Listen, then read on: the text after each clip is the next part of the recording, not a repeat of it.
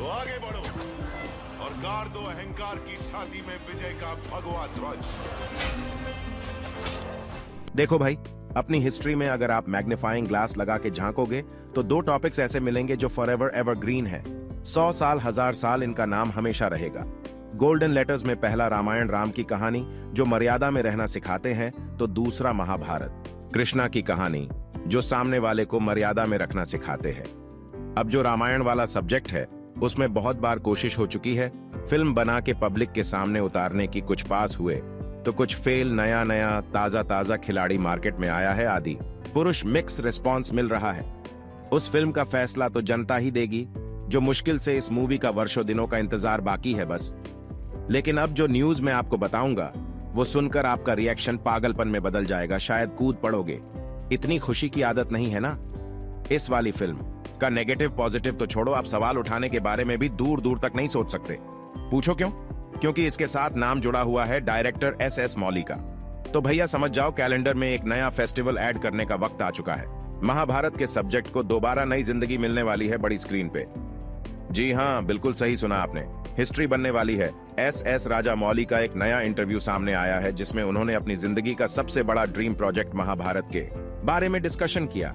सबसे बड़ी बात जो पूरी ईमानदारी से उन्होंने बोली कि वो अभी पूरी तरह तैयार नहीं है महाभारत में काम करने के लिए।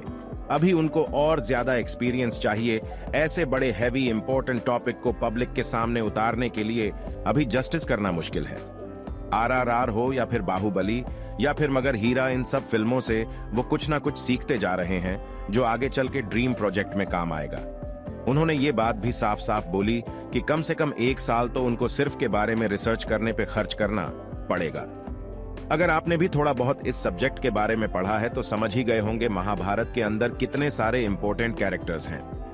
वैसे तो हर एक कैरेक्टर में पूरी फिल्म बन सकती है, इतनी ज्यादा डिटेल्स छुपी हुई है, पास्ट हिस्ट्री में दिन रात पढ़ सकते हो।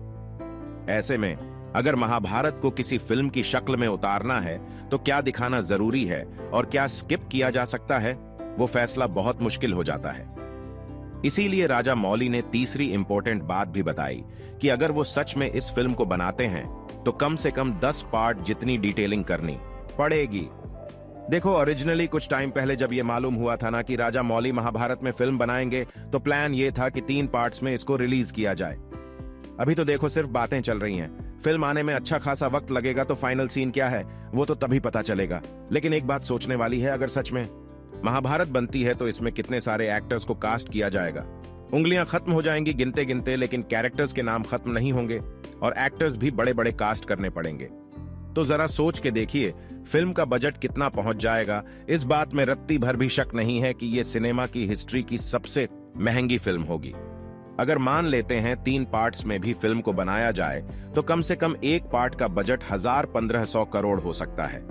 लेकिन इस बात पे भी जरा सा भी डाउट मत रखना अगर 5000 करोड़ लगा के महाभारत बनती है और साथ में एस मौलिक का नाम पोस्टर पे लिखा जाता है, जिनकी अच्छी खासी फॉलोइंग है अब ना सिर्फ इंडिया बल्कि पूरी दुनिया में। आफ्टर ऑस्कर तो भैया कम से कम हंसते खेलते ये फिल्म पूरी दुनिया में 10-15 हजार करोड़ का बिजनेस कर देगी।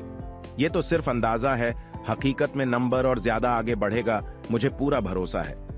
एक्साइटेड तो आप लोग पक्का हो गए होंगे, उसके बारे में सवाल पूछना बेकार है।